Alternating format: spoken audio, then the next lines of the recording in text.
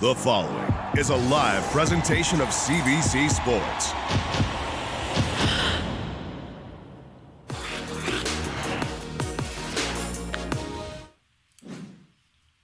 Bonjour and bienvenue en ces spectacles de patinage artistique. I am your host, Asher Hill, and I'm here with the gorgeous Brenda Irving. Ooh la la, what mastery of the French language. Oh, merci beaucoup. I only know two sentences. And Okay, you did them well. I did it. Thank you so much. And of course, I'm speaking French because we hit our third stop of the Grand Prix series in Angers, the Grand Prix de France, and we have a great show coming up for you. Adam Schauhemfa does the great leap forward yet again. Minerva Fabian Haase and Nikita Volodin continue their dominance in the pairs event. Amber Glenn finds the confidence and belief in herself to claim her first gold, and a little bit of heartbreak for the Canadians in the pairs event. Yes, let's start with the pairs event. And pretty impressive, the Italians finishing in second and third place. But like you said, the Germans, Haase and Volodin, they take the gold. Sarah Conti, Niccolo Macchi of Italy, they are former world bronze medalists. They finish in second place. And Rebecca Gallardi and Filippo Ambrosini, they were sixth after the short. They move up to third in the free, and they take the bronze medal.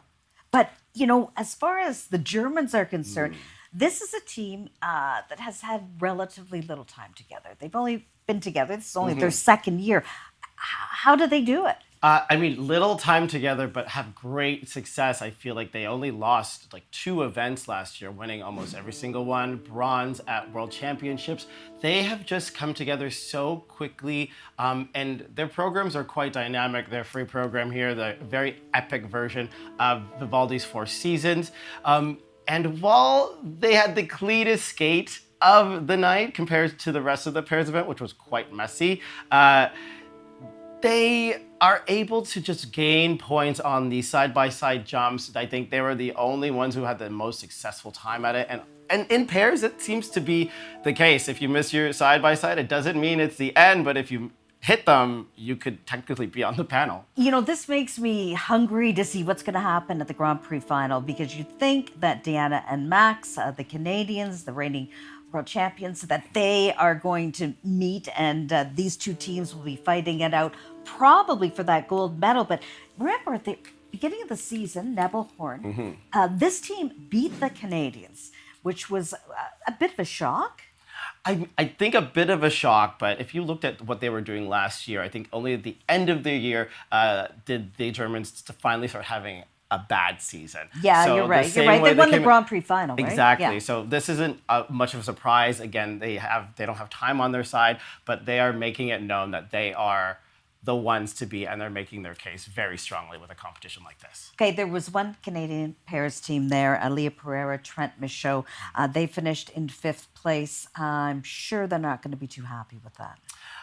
No, and of course the errors or the big mistakes started in the free program, but the short program that they did deliver was absolutely squeaky clean. They were just shy of their personal best, and they've really kind of found their groove. They're kind of known as the golden retrievers in the rink. They always have just a positive energy, and I feel like the Sing Jazzy program really showcased their enjoyment of skating.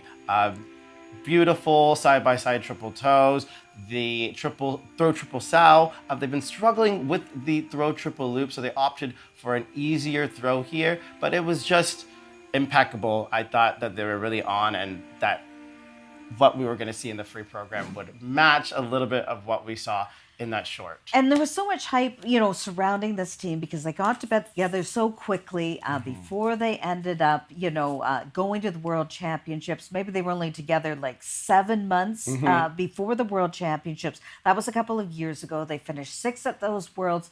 So a lot of pressure on them to perform and be at least the number 2 team, if not the number 1 team. But kind of they started to slow down a bit, but I don't know. That happens sometimes, right? It does happen, and they have been struggling with injury in the preseason. And of course, they won this event last year, so even more pressure. Right. They really wanted to, you know, medal at all their events. So they seem lockstep after the short program, but this obviously is not what they're looking for. Their lowest score ever in the free program. Let's talk about a little bit of an unpredictable field. At least we thought it would be the men's competition. What did you think? You know what? Adam Xiaohemfa did Adam Xiaohemfa. He did it again. He comes from the depths of hell to first place. It's happened so many times. Koshiro Shimada of Japan finishes second, and then an American, Andrew Torgashev. He surprises a few people, fourth in the short, fourth in the free, finishes in third place in only his second Grand Prix event. But for Adam, wow, he really turned things on after the short program. Yeah. Short program, he was in eighth place. Eighth place, 14 points back of first. How did he do it? I mean, if everyone remembers last year in the short program at Worlds, he was in 19th place and then climbs to second place in the free program to win a medal. He does it here again. It's a bit nerve-wracking. He starts off wonderfully with that quadlets triple toe. Also bonus points to skating to DMX. Arf, arf. They're gonna give it to you. I loved it, but I don't like the costume. And then trouble start here with the quad toe, just way outside the circle, flies into the boards. And then again, the triple axel just didn't look like it had enough speed to carry him up and out of the element. But that's what put him in eighth place and 14 points behind Boyang Jin, who was a surprise winner in that short program. But for Adam, you know, he had a pretty serious ankle injury all summer, so he missed so much training. And to come out and compete that way, and we have to remember, he also had a backflip in his free program, reminiscent of the World Championships in Montreal when he performed the backflip, and that kind of forced the ISU to say, people really like this. Maybe we should not, it shouldn't cost you points. Yes. You don't get any points for the backflip, but...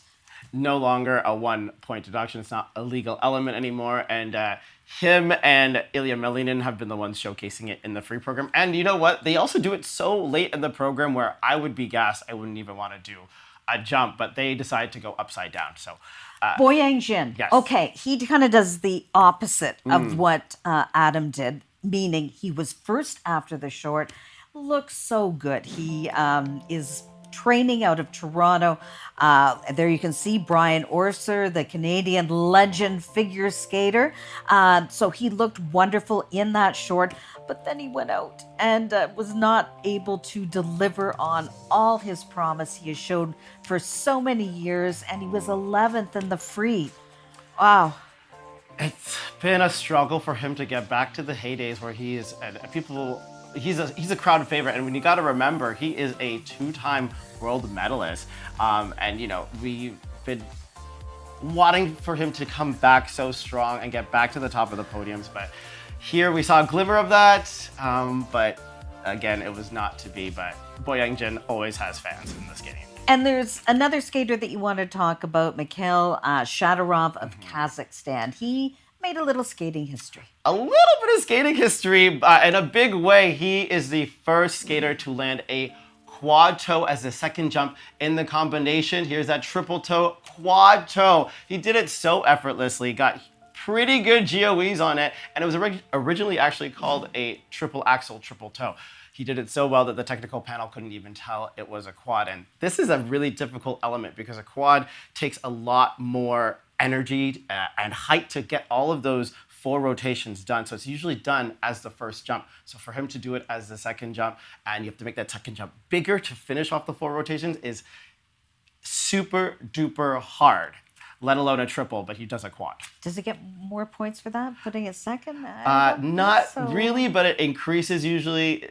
We would see maybe a triple axel, triple toe, maybe a triple axel, Euler triple sow. So for that element, it's about 17.5 points. He did it so well, he gained about 18.5 and points. It's got to spill over to the program component. You got to go, that guy was so good. I give him a little extra here or there, right? I definitely a little bit, especially when a new element is done, but I think because of other mistakes he made, it didn't help him out. Right. But still gave a fist pump because he knew he made history. Okay, so the French were very happy, French spectators that were in Angers, because, Adam won, and also their French ice dance team won. Yes. Not necessarily, we spoke about this last week, but anyway, here's a look at how things stood. So Evgenia Lapareva, Jeffrey Brousseau of France win the gold medal, Charlene Guinard and Marco Fabri of Italy. Bit of a surprise there with the silver, and Emily Brady and Ian Somerville of the U.S.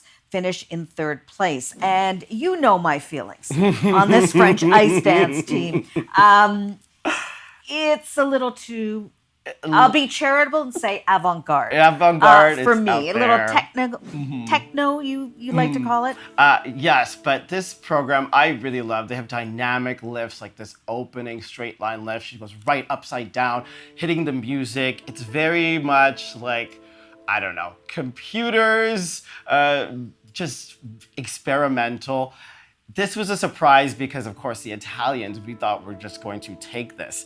They still have the highest score in the ice dance event, but I'm going to work so hard that you love this program. It's so different. They're doing electronic music, but they do it in a way that doesn't make it look like that's not them. And that will bring us to, the Italian team of Guinard and Fabri. They do a very similar program. Oh, I know. I saw it. It's like AI generated. Like, it's definitely maybe a nod to humanity to watch out. AI is coming for us. But they start with just a striking stationary choreographic spin, striking position. They had me hook, line, and sinker, but then slowly they lost me. And of course, they had a big mistake here on the circular step sequence, and an element that usually gains them about 12 points, they get only 8, and so that's a bit, they only got only 4 points, so that's an 8-point loss. There's a fall there, and then they actually finished 5th in this free program to finish 2nd overall. So this team, the world bronze medalists, so the expectation was that they would finish probably at the top of the podium, but if imitation is the greatest form of flattery, I don't know. Like they're the first and second teams having kind of quasi similar programs. I mean, for the Italians, that used to be kind of a bit of their exhibition program. And they carried it over, but I guess I'm a dance traditionalist. I want to see, just not my cup of tea, so to speak. But I guess because it's the year before the Olympic Games, a lot of teams, whether it's ice dance or pairs, they like to experiment. Yeah, they like to experiment. They like to experiment, and then usually for the Olympic season, they go back to what they know and what they're strongest at. And to me, comparing those top two teams, Lopareva and Brousseau look like this is actually them, whereas Guinard and Fabri, this looks very put on and not well executed. Okay, I agree with you on that one. I agree with you. Okay, one Canadian team looking to make some noise, and that is Marie-Jeanne Loriot and Roman Legac. And I would imagine that they would be a little disappointed with their 7th place finish in this competition. Yes, their 2nd, 7th place finish on the Grand Prix circuit. They were 7th at Skate America. But let's hear what they had to say about their performance in Angers. We worked a lot on the technical side this week for the 5 days we had in between our Grand Prix, and it showed in the level, so we're happy with that. For sure, we always want more, so we're going to go back to work and work on the components more for the next one. We were super efficient with those 5 days at home, and yes, unfortunately, we're not reaching the goals yet, but we know we're gonna keep working, and it's still the beginning of the season. But we're proud of our week. We learned a lot with those two Grand Prix, and like Marie said, we're gonna keep working. We've talked about this before, that they're probably one of the teams to enter for that 3rd spot for the Olympic Games next season. So I'm sure that they want to increase, especially their 2nd mark and the technical element score. But let's head on to the women's event, where I was super excited for our winner. USA's Amber Glenn does it. She takes home her 1st ever Grand Prix gold. But in second place, of course, we had Wakaba Higuchi coming off her win at Skate America, qualifying for the Grand Prix final, and Rion Sumiyoshi takes the bronze. Yeah, a lot of people thought that heading into this competition, they probably thought Amber was the one to beat for sure. I mean, she had a great preseason, winning the Lombardia Trophy, which is always a sign of good things to come. But she was first after the short program and was third after the free, but still a beautiful programs, both of them, which I think will be a great vehicle for her. Likely she'll be able to go to her very first Grand Prix final. Yes, of course, we will see her at, I believe, NHK.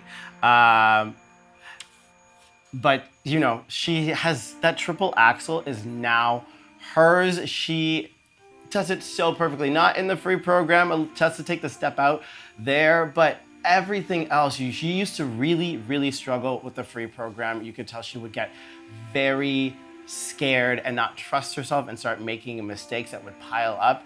Here, it wasn't perfect, but she didn't need to be. She had a nice 8-point lead, her highest short program score ever, and the highest an American woman has done on the international circuit. And she certainly had a great reaction in the kiss and cry. Let's take a look at it and see, you know, how she responded when she realized she had won her very first Grand Prix event. She's on a very much more positive path of consistency as she awaits her scores. She had 137 en route to the Lombardia Trophy win. It's 132.3, third on the free skate. She waits to see. Overall, it's still enough.